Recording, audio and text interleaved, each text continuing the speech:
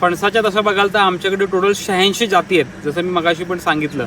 पण त्याच्यामधल्या साधारण 25 व्हरायटी या कमर्शियल व्हरायटीज आहेत. जसं मी बोललो की विदर्भासाठी 5 या फणसाच्या भाजीच्या फणसाच्या व्हरायटीज आम्ही आयडेंटिफाय केल्या आहेत. मराठवाड्यासाठी एक 5 ते 6, पश्चिम महाराष्ट्रासाठी एक 5 ते 6 आणि कोकणासाठी एक 8 व्हरायटीज ते 10 व्हरायटीज आम्ही आयडेंटिफाय केलेल्या आहेत. ते रेनफॉलनुसार, म्हणजे कोकणामध्ये खूप मोठ्या प्रमाणावरती पाऊस होतो, साधारण 2000, 2500, 3000 मिलीमीटर पाऊस होतो. तर त्या भागामध्ये येणाऱ्या व्हरायटीज वेगळ्या, ड्राय क्लायमेटमध्ये येणाऱ्या वेगळ्या, सेमी ड्राय क्लायमेटमध्ये येणाऱ्या वेगळ्या, आणि जिथं पाणी धरून राहणारे ब्लॅक कॉटन सॉईल आहे, जसं पश्चिम महाराष्ट्रात बराचसा बेल्ट आहे किंवा खानदेशचा बेल्ट आहे, इथं होणाऱ्या व्हरायटीज वेगळ्या.